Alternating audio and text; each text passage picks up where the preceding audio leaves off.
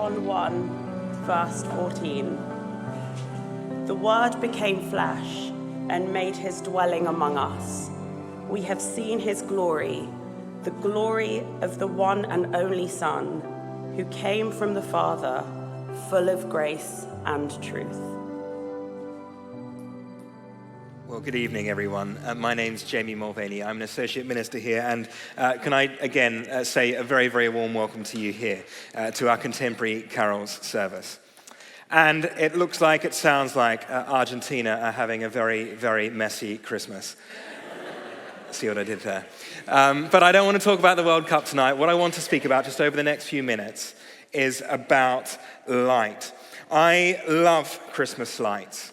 You may have seen the lights that spelt joy as you came in on your way into church tonight. And my boss, Jago, the rector here, he was on sabbatical earlier in the year. And we had this decision to make. Do we buy these letters? Do we buy these lights? And I said, yeah, let's go for it. Let's make them as big as possible. Actually, the company that made the lights have never made lights as big as the joy letters that you've seen out the front tonight. So I love Christmas lights, and thankfully Jago didn't seem to mind. But I wonder how you feel about Christmas lights, particularly lights that spell the word joy. You might think, oh, that cuts quite hard when you set that against the backdrop of the year that you've had this past year. Or the sort of somewhat poetic reading that we've had read throughout this service. It just seems a little bit out there. Perhaps you're not feeling light at all. You're feeling heavy. Your feelings are weighed down by burdens this year. Perhaps you might say, well, actually, my light has gone out. When Annie sings, the sun will come up tomorrow, I feel like saying, Annie, how can you be so sure? I mean, geopolitically, financially, relationally, the news, the media would have us believe that there are dark days ahead. So how might the light of Christmas, make a difference in your life and my life? The first thing I want to point out is that light gives us life. Light gives us life. I remember being much, much smaller. That's because I was quite a lot younger. And I remember being at a much more traditional carol service than the service that we're at tonight. And by each and every pew, there was a large pole that had a candle on top. And that candle was a light. And I remember knocking over the candle. And someone older and wiser with fighter pilot reflexes managed to grab the candle before it did quite the opposite of the point that I'm trying to make to you tonight. Did the very opposite. And we sing in the carol, light and life to all he brings. How does Jesus give us life? And we know what light does. The sun is the source of all life. And John is saying that there is a light source, a life source behind your life and my life. The band Mumford & Sons, they sing, awake my soul, for you were made to meet your maker. This week I saw someone tweet, you can believe in the virgin birth of Jesus or the virgin birth of the world. Choose your own miracle. God is the source of all life. We heard through him all things were made. Without him nothing was made that has been made. And what John is doing here is he is mirroring the creation account that we read in Genesis. Let there be light. In him was life, John writes. In Jesus was life. Going around healing people, healing them of their sickness, healing them of their shame, even raising people from the dead. And he himself, after he died, he rose from the grave.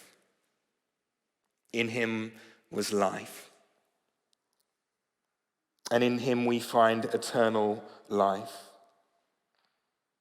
John writes, in him was life, and that life was the light of all mankind.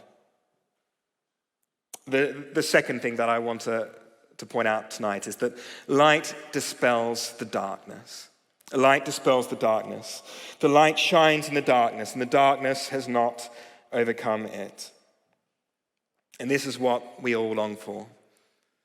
At Christmas time, we let in light and we banish shade. In a world where people throw shade and cast shade all too often.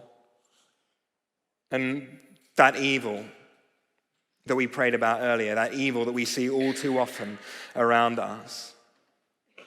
It was Martin Luther King who said, "A darkness cannot drive out darkness. Only light can do that. Hate cannot drive out hate. Only love can do that." And this is what we see in Jesus at Christmas time. In a world where we see darkness around us, we even see darkness happening to us. Speaking for myself, I've found that it's in those moments where life seems particularly dark, and where there is darkness surrounding me and darkness happening to me, that somehow Jesus seems even more real than ever. Because he is the one who has entered darkness and knows our darkness all too well. But then there's another kind of darkness, isn't there? As someone uniquely qualified to understand darkness, the first president of the Czech Republic, a man by the name of Václav Havel, and he'd seen both socialism and capitalism, and he didn't think either of them would shine a light on the world's greatest problems. And he knew that science, unguided by moral principles, had given us the Holocaust. And he saw that neither technology nor the state nor the market alone could save us from nuclear conflict, ethnic violence, or environmental degradation. And he said this. He said, "Pursuit of the good life will not help humanity save itself, nor is democracy alone enough." And he went on, "A turning to and seeking of God is needed. The human race constantly forgets," he added, "that he is not God." And this, my friends, is the God delusion. Not the delusion that there is a God out there, but the delusion that we are God, that we put ourselves in God's shoes. And that is ultimately at the root of the darkness that is within each and every one of us. And there's darkness within us. There's darkness within us that we pretend is not there, and we don't know what to do with it. And we can often feel quite overwhelmed by it. And at Christmas, we see there's a chance, there's an opportunity to let the light in, to not be overwhelmed by darkness, but to be overwhelmed by love. And what I've found in my life is that a relationship with Jesus is an invitation to let Jesus shine his light into my heart and into my world. And quite often I don't like what Jesus finds there inside my life. But Jesus, he loves me too much to leave me that way, to let me sit in that darkness, to carry on in that. He doesn't want you and me to live in shame, but he wants you and I to bask in the light. Jesus Christ came full of grace and truth. This is unconditional love, love so strong and light so strong that it banishes the darkness. And the last thing I want to mention tonight is that light is the source of joy. In the ancient world, light was far more precious than you and I consider it to be today. Most people didn't have a smartphone with a torch in their pockets, and they had a deeper awareness of light, of its significance, of its power than we do today. And the invitation for you and me today is to see light in a new way, to see this light of Jesus Christ as something far more precious and something far more powerful than we'd ever imagined. This coming Wednesday is the shortest day of the year. And I remember arriving in this country in December, and I was amazed at how short the days were, having come from Australia. And we know the links. We know the links that there are between having vitamin D, having a substantial and a significant amount of vitamin D, and one's quality of life. And we know that there's that link between light and joy in our lives. And when we think about our longings, those areas in our lives which are still yet unfulfilled, our cravings, our hunger for joy, even all those good things, those good gifts that we experience at Christmas, these things ultimately find their source in Jesus. If only we could see it. John writes, "Yet to all who did receive him, to those who believed in his name, he gave the right to become children of God, children born not of natural descent, nor of human decision, or a husband's will, but born of God." So this is the promise. It's simply believing in Jesus, simply believing in his name. And you and I have the right to become children of God, to a new life, to a new kind of life, a new quality of life. And so my identity and my status and my worth and my value doesn't rise and fall with how well I'm doing, with how many mistakes I've made, or where I am on the career ladder, where I am at relationally. My identity is as a child of God. And so I don't need to have been born in the right place or at the right time, in the right predicament. You and I, the possibilities for our life are endless. As a child of God, we find purpose and we find meaning to life. That this is what we're here for. And can I encourage you this Christmas, if you really want to get the most out of Christmas, it's to find your joy in Jesus. All the joy of Christmas finds its origin in Jesus Christ. For those of you sat to the front rows here, the eagle-eyed among you may have seen the very faint sight of the northern lights being lit up here in this part of the church here. And the northern lights are it's sort of like God got carried away with Photoshop.